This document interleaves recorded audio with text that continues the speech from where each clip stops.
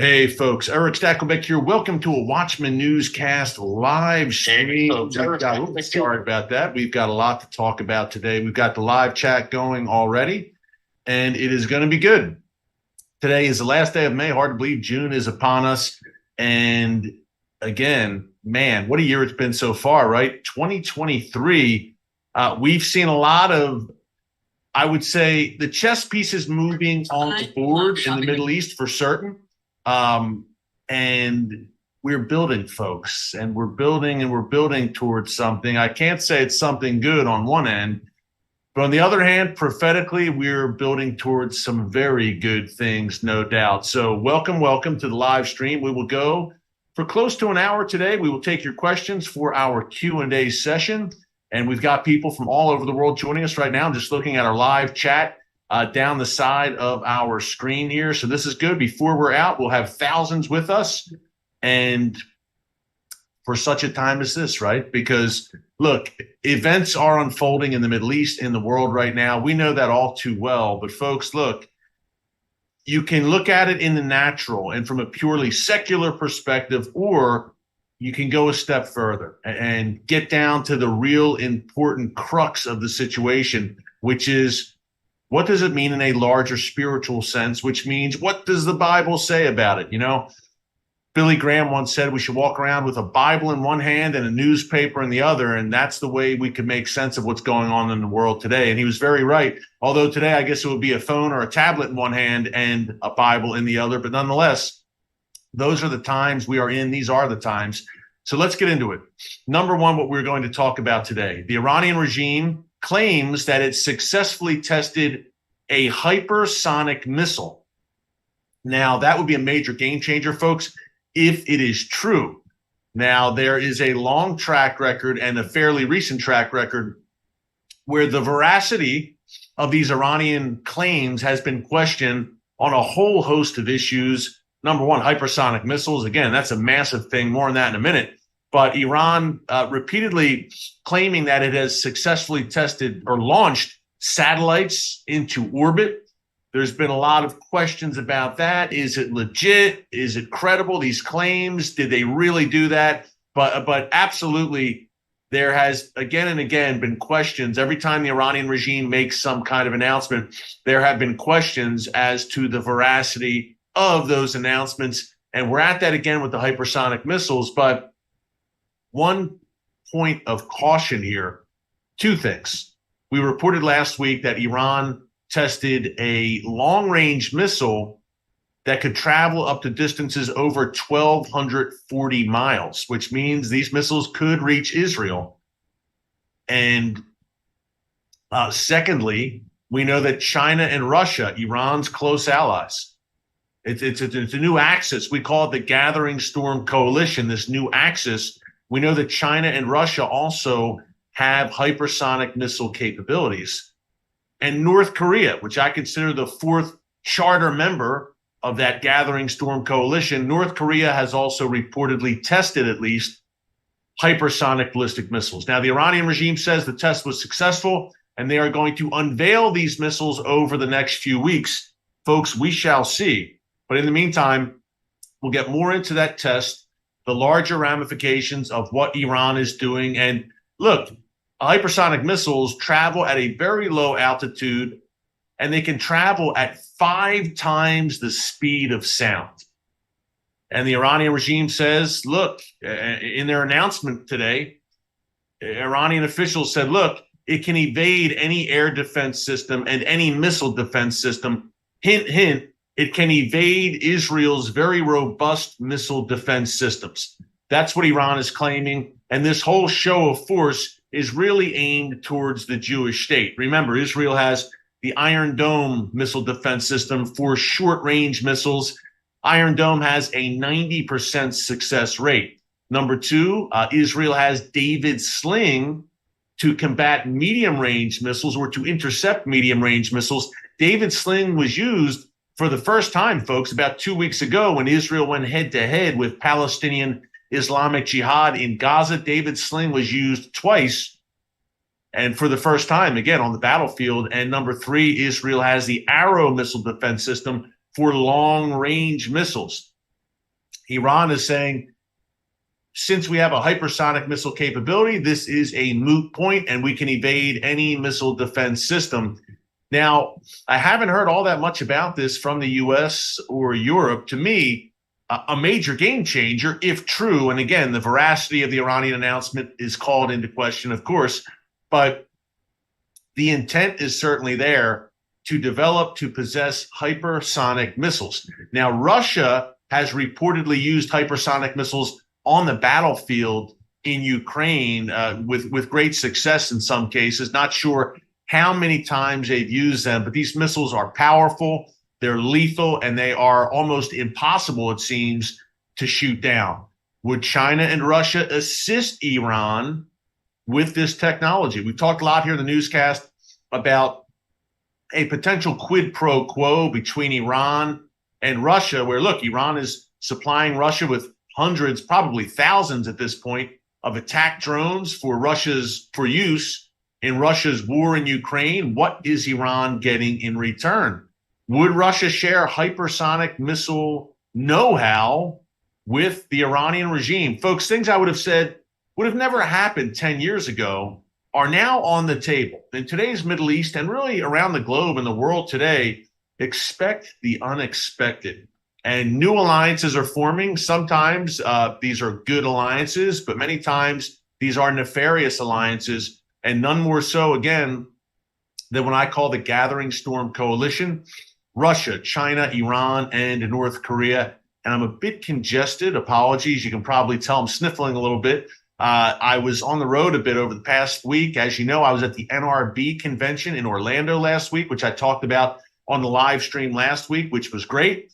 And then I hopped right over to Dallas to host TBN's 50th anniversary special, which was a lot of fun, folks. And we'll break down, look, hypersonic missiles, the major Israeli military drill going on right now, preparing for a multi-front war and much more.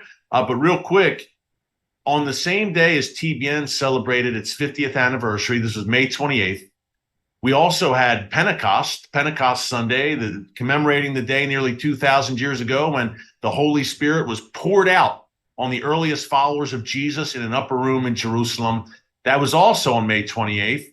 And then we had mass baptisms at Pirates Cove Beach in Southern California in Orange County, the Jesus Revolution Beach, where about 50 years ago, thousands upon thousands of people were baptized, and was really what was really the last great widespread revival, the Jesus movement.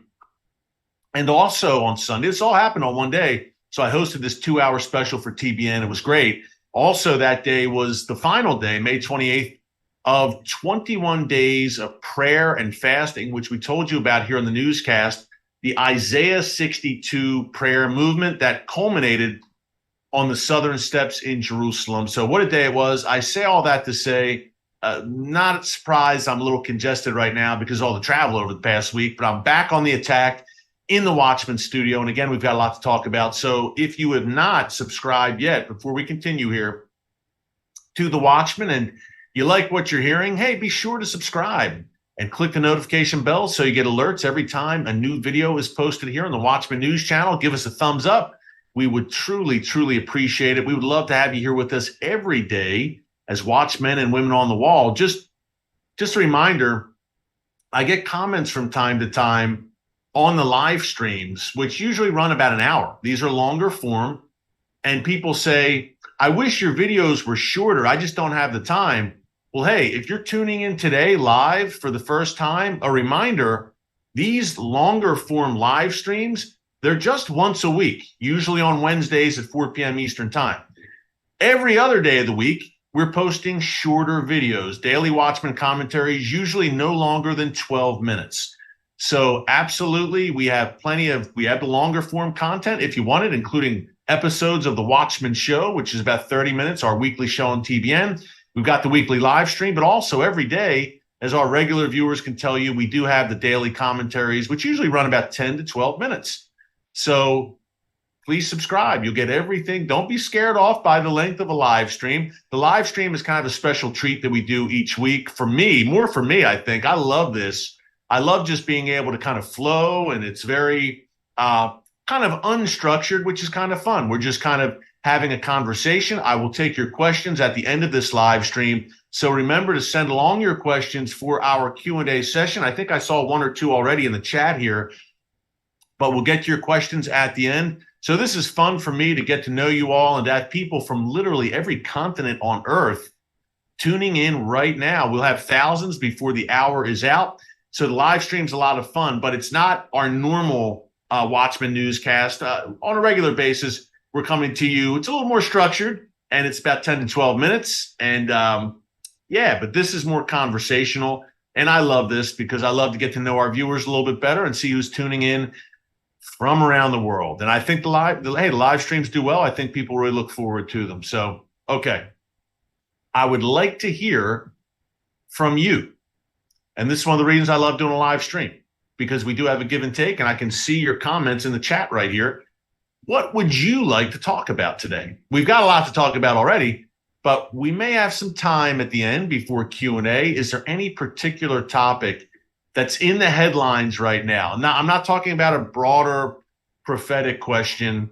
When is the tribulation? Something like that. Is there a news item, something you've been watching that you're saying, man, I'd like to know more about that? Maybe the election in Turkey the other day, something like that I wasn't going to get to today, but we could potentially get to it at the end. And even if we don't, I just want to know what stories that you all want to see for future newscasts for the next few days, the next few weeks. Maybe I'll say, hey, Jim in Idaho had a great idea, and he's right. We should do a newscast about that particular topic. So we're reaching out right now, and we love to see what you guys would like to see. But in the meantime, we are going to talk a little bit more about hypersonic ballistic missiles. And again, if you're just joining us, Iran announced today very confidently, very boldly, and you're just not hearing about this in the mainstream media, right? And that's one of the reasons we do what we do here at the Watchman.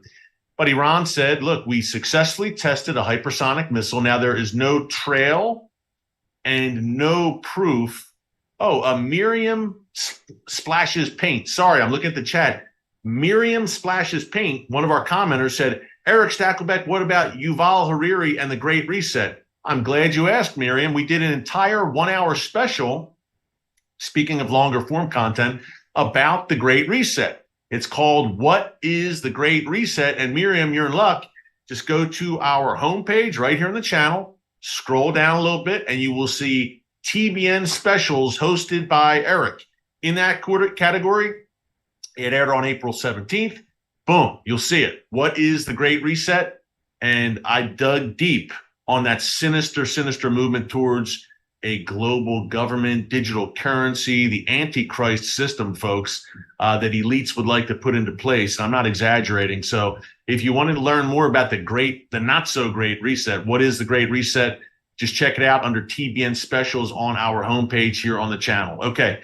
With the hypersonic missile, again, I don't want to say no paper trail, no plume of smoke, I guess, that is literally a smoking gun, where people on the ground with binoculars said, oh, my word, there goes a hypersonic missile. Wait, you're taking the Iranian regime's word for it, which is never good. But they said, look, we have it, and we are going to unveil it in the next few weeks. So we'll find out soon enough. But I think it is a warning sign for sure when you have the world's #1 state sponsor of terrorism, which is working towards nuclear weapons, experimenting in the very least with hypersonic missiles. Hypersonic missiles, surprise, surprise, can be mounted with a nuclear warhead. So you do the math, folks. Iran increasingly is working on these long-range ballistic missiles. I mentioned last week a missile that can travel over 1,240 miles. Iran says it tested. Now they're saying they have hypersonic missiles, which, again, if you're just joining us, we mentioned this a few minutes ago, absolute game changer. Hypersonic missiles, very low altitude, traveling perhaps at 5 times the speed of sound. And according to Iran, they can evade any missile defense system. And I presume that would include U.S. and Israeli missile defenses. We'll find out soon enough. Iran promises that these hypersonic missiles are on their way and we'll be able to lay our eyes on them. We shall see. You know, on one hand, you question the veracity of any Iranian claim. But on the other hand, again, expect the unexpected today. And I think this brings us to a broader question, whether they have them or not. The broader question is China and Russia, and how deep is their alliance with Iran, and how much assistance are those two regimes willing to provide the Iranian regime? Isn't that the bigger question here? Because Iran's not developing hypersonic missiles in a vacuum. They are part.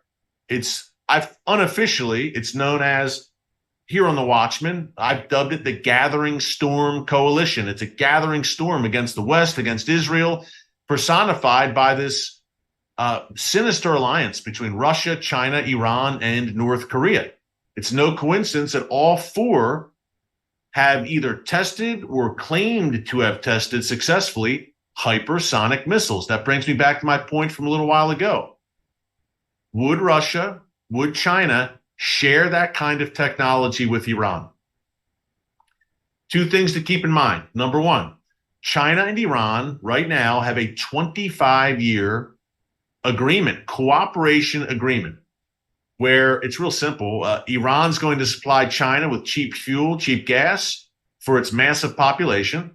And China is going to supply Iran with economic help and also, I'm sure, defense and military help.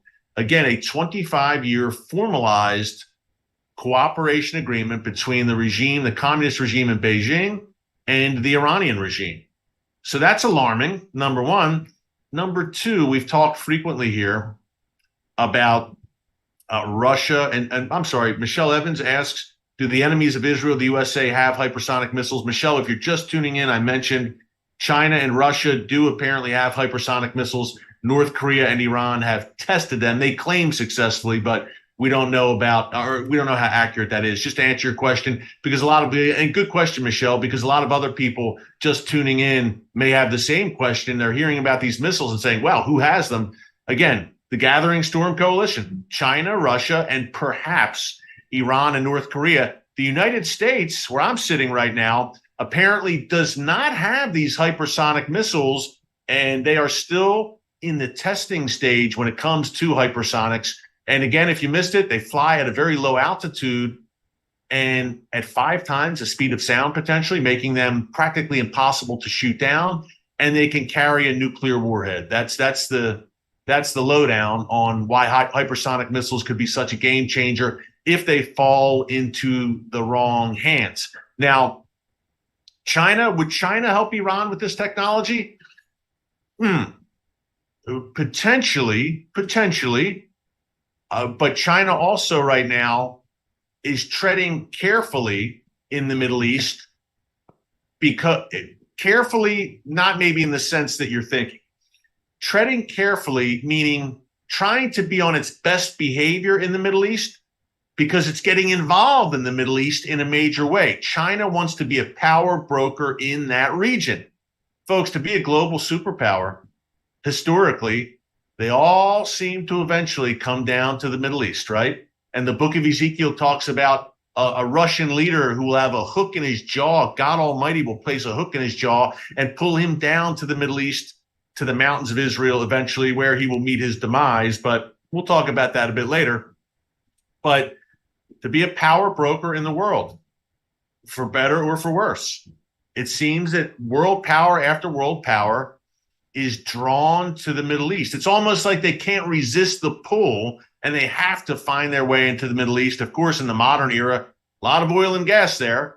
But even before the modern era, world powers many times have met their demise, even have been weakened in the Middle East, even before the days of major oil and gas finds. This is a historical tradition, and it's no surprise in that sense that China would want to become more involved in the Middle East for that very reason.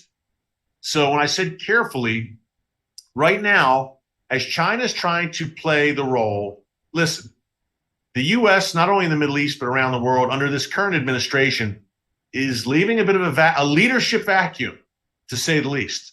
China wants to fill the vacuum. in the Middle East and around the world. Now, China's being strategic and tactful here, folks. China's not going to barnstorm into the Middle East and start openly arming Iran right now and striking alliances with Hamas and Hezbollah. That's not what China's after. Russia, on the other hand, is another story, how they're behaving. But China right now is trying to be the adult in the room, so to speak, a rational actor, an honest broker in the Middle East. That's the communist regime in Beijing's tact in getting involved in the Middle East. Exhibit A. In March, China brokered a peace treaty between Saudi Arabia and Iran, the normalization, if that's a word, renormalization of relations after 7 years on the outs, Saudi and Iran at absolute loggerheads, seemingly out of nowhere. China brokered the renewal of diplomatic relations between two avowed enemies, the Iranian regime and the Saudi regime in Riyadh. So that gives you an idea of the direction China's going in the Middle East for now. For now, China says, hey, we're the adult in the room. The U.S. has vacated global leadership. The world's on fire, ironically enough, largely due to the Chinese regime, but I digress. But China says, look, we're the adult in the room. We're a growing superpower. We're an economic powerhouse. And we're also a diplomatic powerhouse. We just brokered what many found very unlikely, peace between Iran and Saudi Arabia. So China's entryway into the Middle East right now, they're coming in, again, not in a kind of violent way where they're putting military assets in the Middle East. They're not doing that. That hasn't been the strategy. The strategy has been much more strategy has been strategic? I don't think that would make sense. I was an English teacher in a former life, so I should know that. Their strategy is a bit more wise, maybe. I hate to say the regime in Beijing is wise, but in terms of how they're handling the Middle East right now, very savvy, very tactful, no doubt. And so that brings us back to the larger point, folks. I don't think China, although they've got this 25-year cooperation agreement with Iran, the way China is behaving in the Middle East right now, I feel like it would be unlikely for China to openly arm Iran with the likes of hypersonic missiles or long-range ballistic missiles. Why do I find that a bit unlikely for now at the moment? Because, again, China is trying to play both sides of the fence. If China just all out equips Iran, then Israel, the Saudis, Egypt, Jordan, UAE, Bahrain, they're all turned off. And that harms China's relations with them, with Israel and the Sunni Arab nations. China's much more savvy than that, and they're going to play both sides of the fence. They've got the relationship with Iran, but they're also maintaining good relationships with Saudi Arabia, with the UAE, with Israel as well. So the Chinese are playing a very savvy game there in the Middle East. That's one part. But Russia is another story. And Russia is kind of running roughshod, and not only in Ukraine, but in other areas as well. And their foray into the Middle East is not new. I mean, the Soviets were there for decades. And the Syria-Russia alliance goes back decades. Russia made its re-entry into the region in September 2015, coming down into Syria to help essentially bail out the Assad regime, their close ally. Hey, Assad and Syrian government forces were on the ropes, folks. And there was a real possibility that the likes of ISIS and these Sunni jihadis could have overran that country. There was jihadi on jihadi warfare because Iran and Hezbollah entered Syria to help their ally Assad, and they were fighting ISIS and al-Qaeda. I mean, evil all around, turning their guns on each other. Then Russia, at the request, by the way, sometimes people forget this, it seems, of the not so dearly departed terror master, Qasem Soleimani, Iranian Revolutionary Guards Corps general, who again was eliminated in January 2020 by a U.S. drone strike.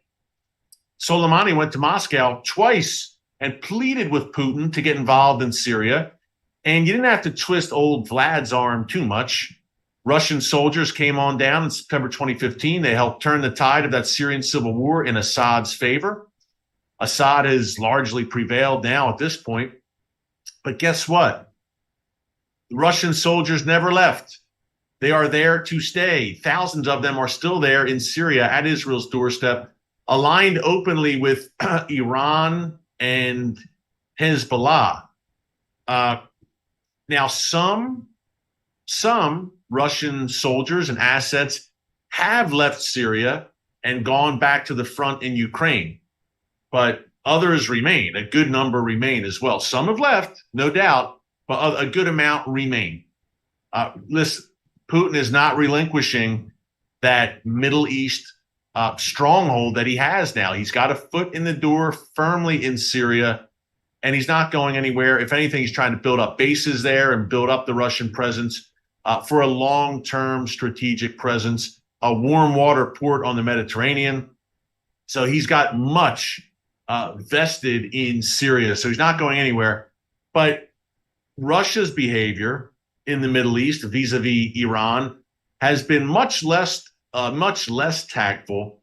And I see we have some trolls in the comments, Daniel. I'm seeing if our trusty producer, Daniel, will monitor folks. Don't worry. We always try to weed out the trolls because 99.9% of the thousands of people who tune in for the live stream are great. And they're here because they want information. They want to network and have great conversations with their brothers and sisters in Christ in many cases. And if they're not a believer, maybe just their fellow, people who are concerned on these issues. So we have zero tolerance for trolls who kind of come in there and just try and stir things up in the chat. So hang in there, folks. We got your back. No worries. No worries. But with Russia, I think it's pretty clear that Putin is not trying to hide the growing Iranian alliance. We have, of course, Iran supplying Russia with drones. We mentioned that earlier. I mean, large numbers of drones.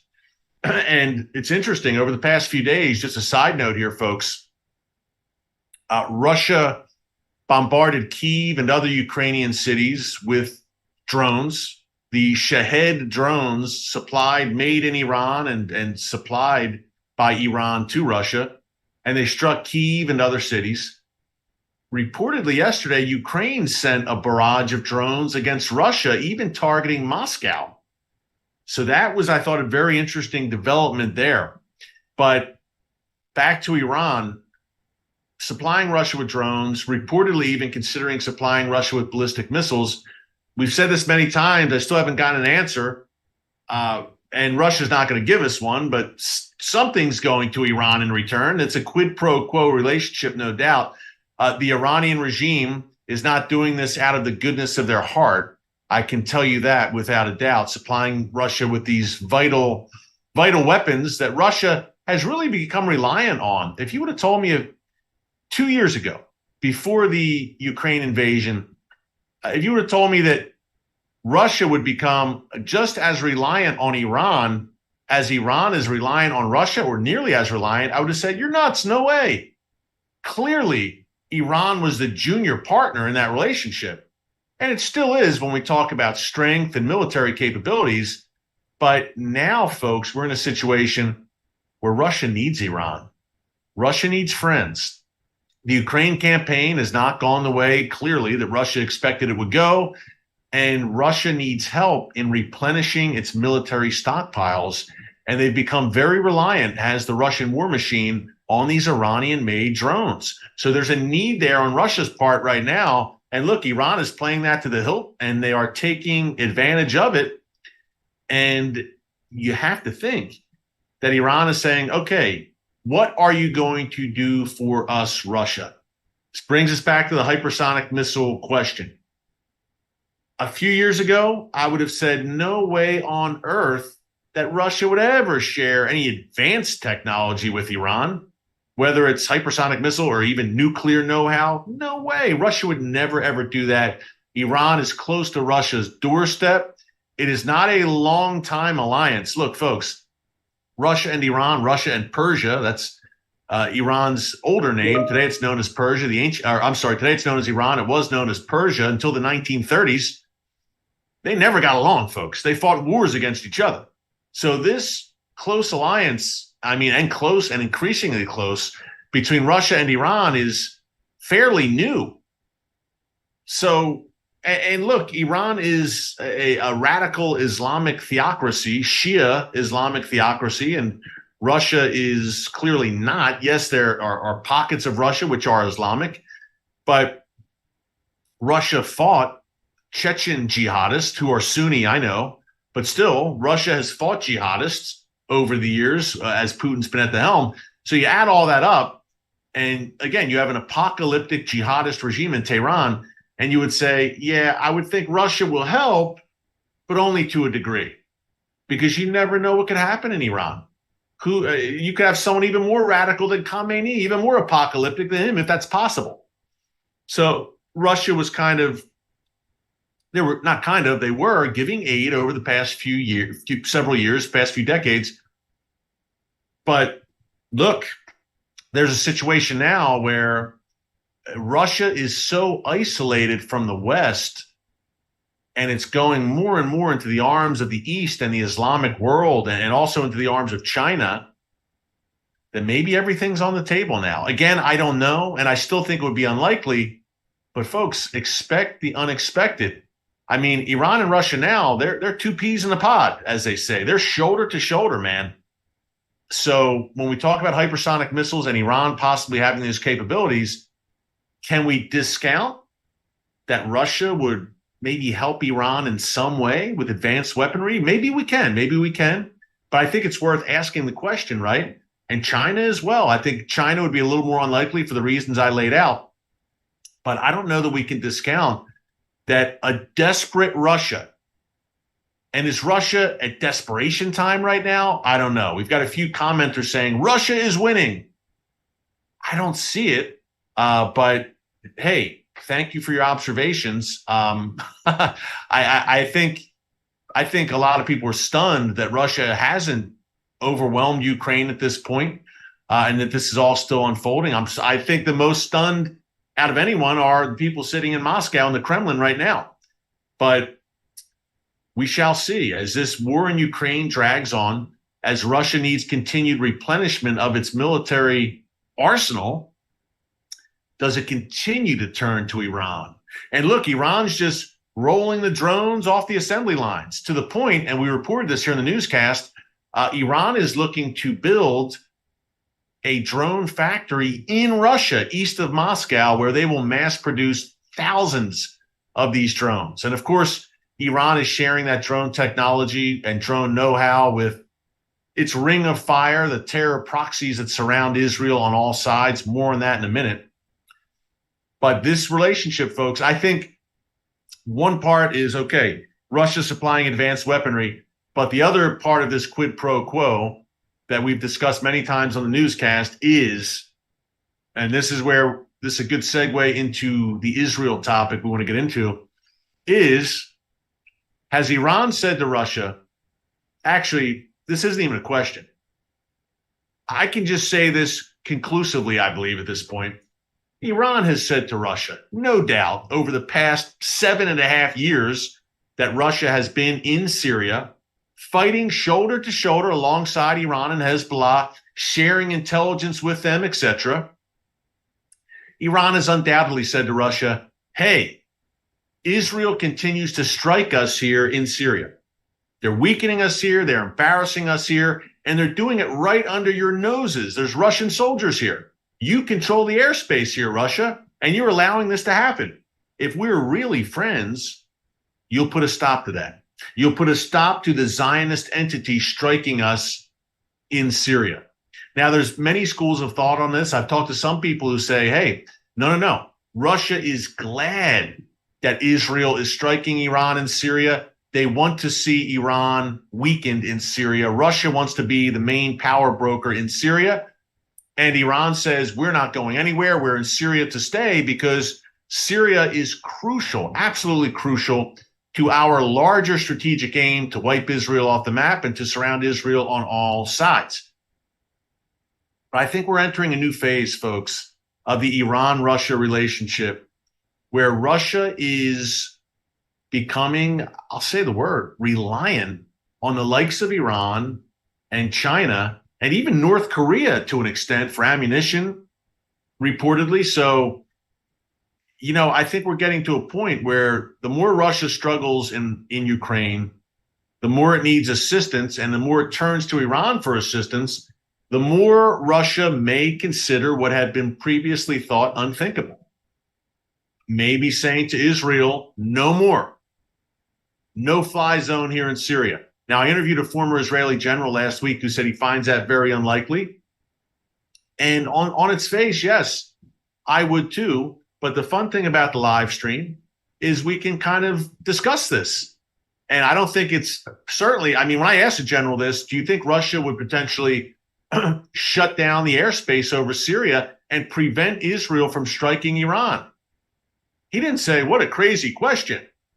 And this, look, he was a high-ranking Israeli general. He just retired. He said, it's unlikely. He said, but I can't say never. I mean, with the way the climate is right now, the way things are going, I can't say that wouldn't happen. Whatever the case, we know that eventually what I call the great betrayal is coming, where Russia will turn against Israel as part of that Gog-Magog coalition force. And I mentioned earlier that Russia and Iran historically have not been close allies. Throw Turkey into the mix.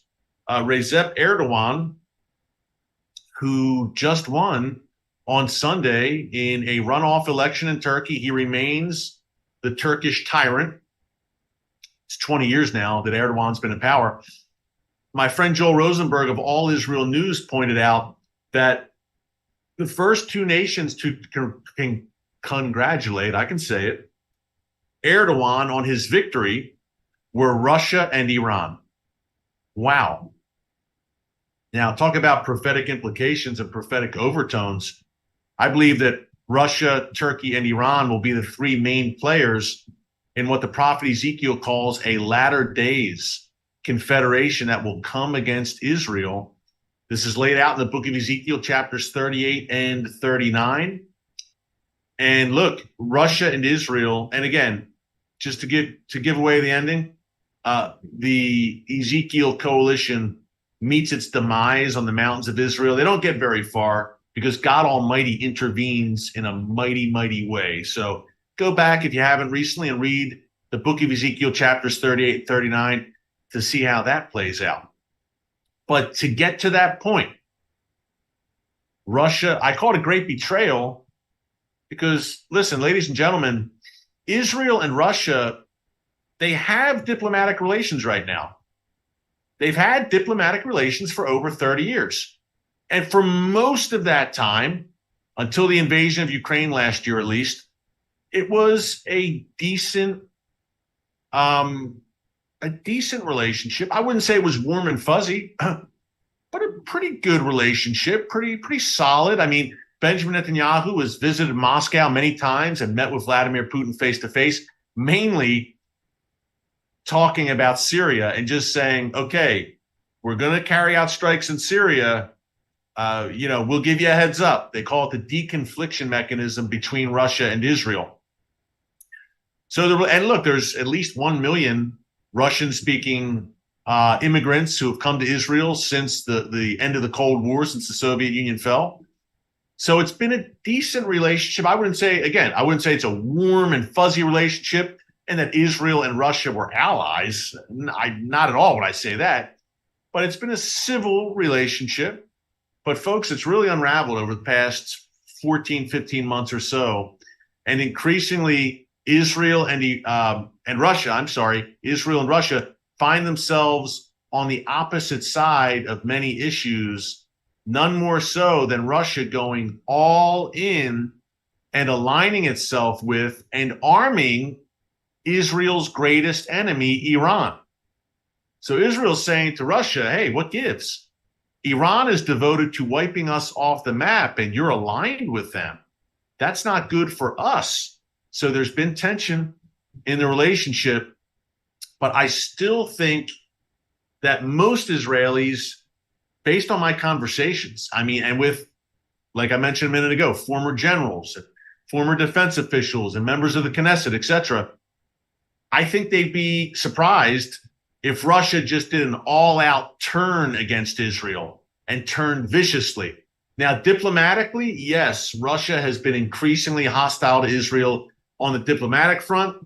Comments from various Russian foreign ministry spokespeople, ambassadors, etc., at the UN, no doubt.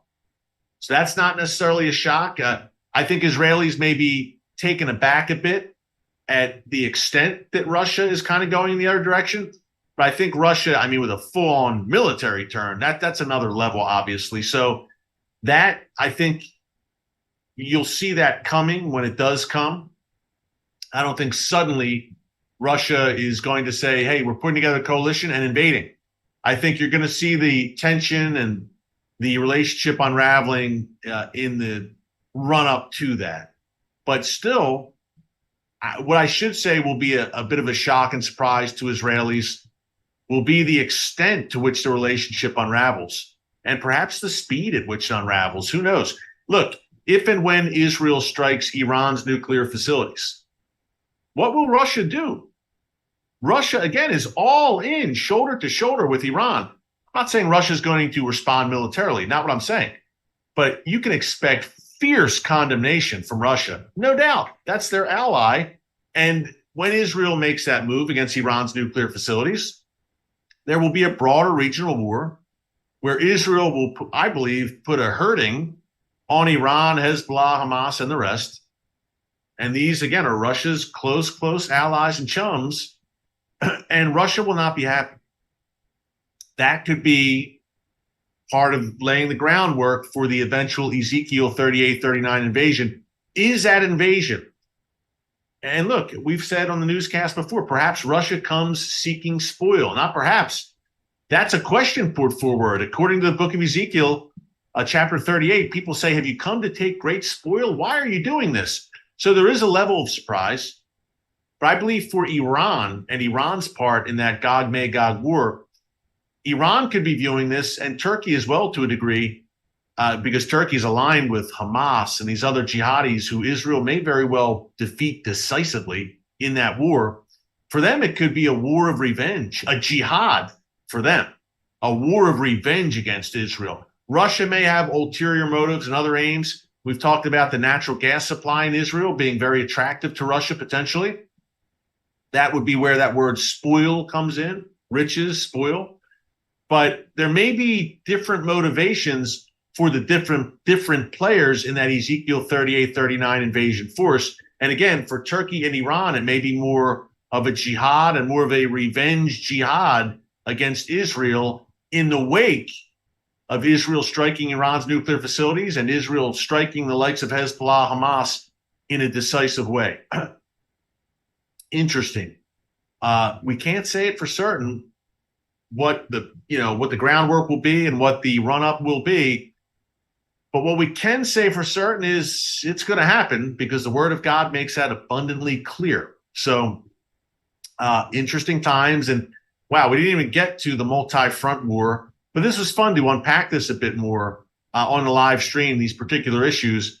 But in terms of the multi-front war, I will recommend yesterday's newscast. Sorry, you got to go in the archives. Only 10 minutes long. Don't worry. It's worth a watch.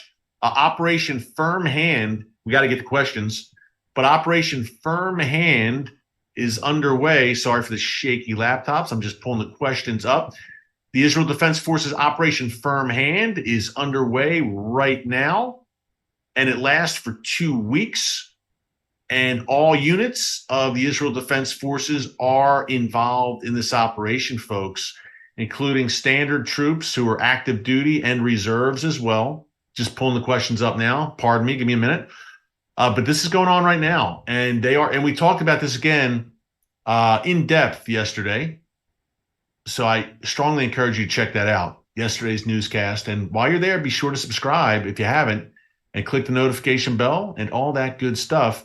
Hey, another thing to, before we got questions right now, another thing to mention, if you like the shirt, the Watchman, on the back, it says never hold your peace.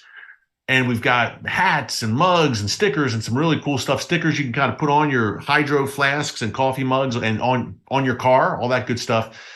Check out the Watchman shop at shop.tbn.org/Watchman by popular demand. We've got some Watchman merch available right now that we think you'll really like. And if you love the news channel, you want to show our support for the Watchman News channel, show your support, check out the store. It's a cool way to do it just in time for summer. And hey, we can't do this, unfortunately. A very large YouTube channel with nearly 615,000 subscribers and an internationally broadcast weekly TV show and much more. Unfortunately, we can't do it for free. I wish we could, but pretty good production values. It does take a little bit, so every little bit of support helps to keep us going for such a time as this. So we truly appreciate it. And hey, my 12-year-old gave her stamp of approval on the shirt, so I know it's kind of cool. Let's get to the questions right now. We've got, hey, send them along now. I don't see as many as I usually see, folks. Let's see. 1 second as I'm looking here. Oh, I stand corrected. We do have a bunch. Okay. Bobby Joe, I believe you have a Turkish last name. Erick, thoughts on the Turkey election results, Erdogan's next moves.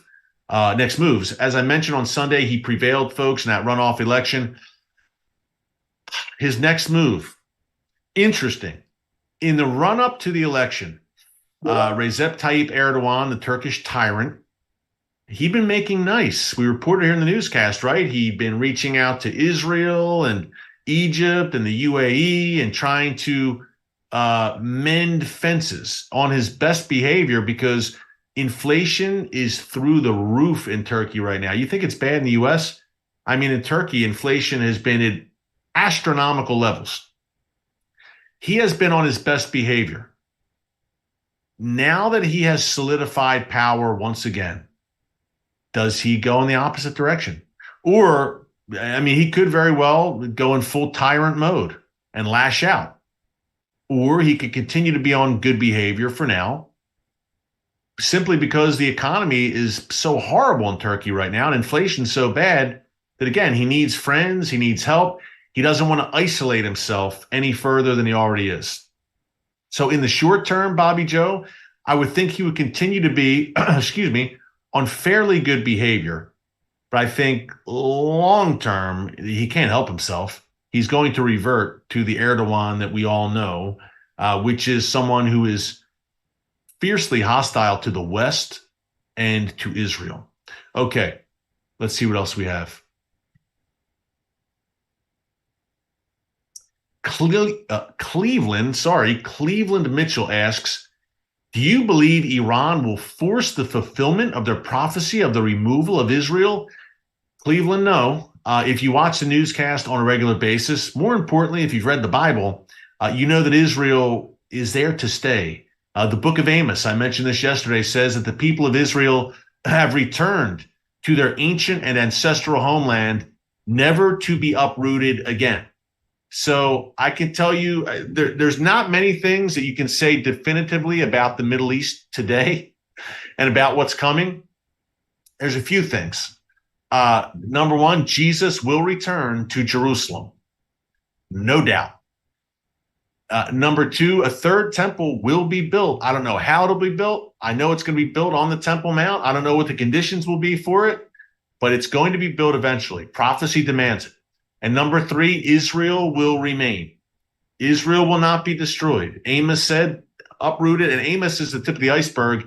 Look at Isaiah, Ezekiel, Zechariah, Joel, Jeremiah. They all talk about Israel being there for good now. The people of Israel have returned, and they're not going anywhere. Now, the time of Jacob's trouble is coming, and that doesn't mean there's not going to be tumultuous times. There will be for Israel great trials and tribulations and very tumultuous times, but Israel will never completely be destroyed as a nation, ever again. Okay.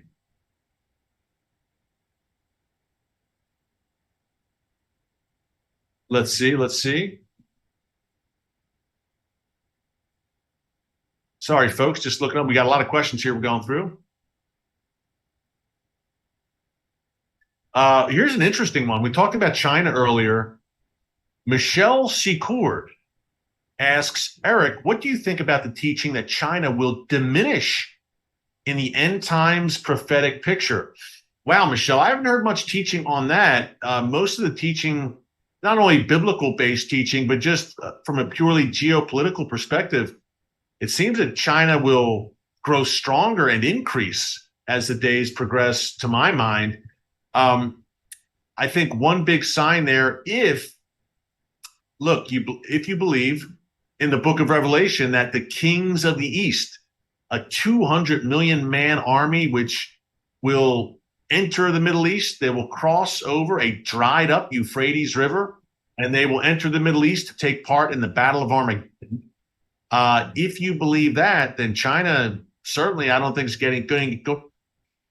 The kings of the East will be pretty powerful, according to the book of Revelation. So some people believe the kings of the East are a supernatural army that the book of Revelation mentions. But if it's China, China will continue to be a pretty strong player. I don't see what would knock China down a peg unless their economy collapses, there's a revolution or something like that, which is possible. But right now, it seems that China is marching towards being a larger power and even more strength, and that's not a good thing.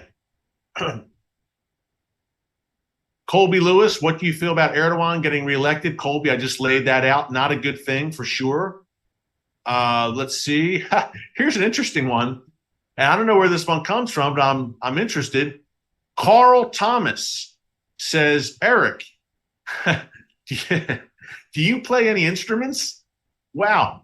That's actually a good question, Carl. You know what? I do not. And I'm sad to say, I would love to play guitar, man. My whole life, I've been a rocker. I would love to learn how to play guitar, for sure. I mean, electric, acoustic, especially electric. I would love to jam on the electric guitar if I could play an instrument. I took piano lessons in 4th grade. I did. And I was too distracted by sports to stick with it. I was basketball, baseball, especially basketball. But yeah, guitar is one of my great regrets, Carl. I wish I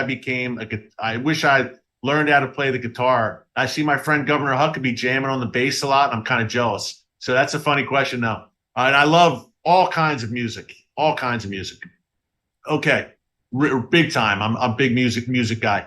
Okay, Daniel, let's see. What do we have? Will you and our favorite have Watchman Day do t-shirt merch? Oh, wow. Miriam splashes paint. There she is again. Will you have Danny the Digger merch? Wow. That's actually a good question. Man, I will put that forward, Miriam. That's a good question. People would like that. Let's end with an encouragement. Carl Thomas asks, how strong is the Christian movement? And Carl just asked me about the instruments. Carl, one more here. How strong is the Christian movement in Iran? Can it affect that regime? Here's a great way to end. I'm glad you asked, Carl, because we're talking kind of a lot of doom and gloom today. Although God sits on the throne, we know that. He's in control. The Christian movement in Iran is growing at a faster clip than any Christian church in the world. The fastest growing Christian movement in the world is in Iran. I'd say China's right there with them. But it's amazing that Iran, which viciously persecutes Christians, is seeing the growth of Christianity. Now, this isn't out in the open. This is all in underground churches and house churches. And if these Christians are found out, if they're discovered, they will be killed, imprisoned, tortured. Make no mistake about it. Nonetheless, you can't stop the gospel. If you leave here with one thing today, folks, it's this: you can't stop the gospel. And the gospel continues to spread underground in Iran. The more, it's almost like when Pharaoh was persecuting the Jewish people, killing babies during the time right before the Exodus, yet the Jewish people kept multiplying. The Israelites kept multiplying despite Pharaoh's best, or should I say worst, efforts.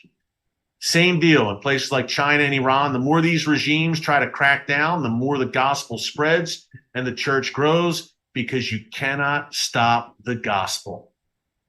Amen. And if you have not made the decision to follow Jesus yet, folks, what are you waiting for? Now is the time. Don't put it off another day. Come as you are. Come as you are. Well, I have to clean up. I'm not ready. Come, he'll take you as you are, and the Lord Jesus will transform you from the inside out. It'll be the best decision you ever made. Glad I did it in 2009. Every day is an adventure now. I never look back, and I have hope for the future in these tumultuous times we live in. Hey, thanks so much for joining us here today on the Watchman Newscast Livestream. Until tomorrow, God bless you. And remember, never hold your peace. Hey everyone, thanks for checking out the Watchman Newscast. Make sure you hit the subscribe button so you never miss an upload, and tap the bell icon so you're notified every time a new video is posted. And don't forget to share your thoughts, insights, and comments below. Thanks for watching. We'll see you back here tomorrow.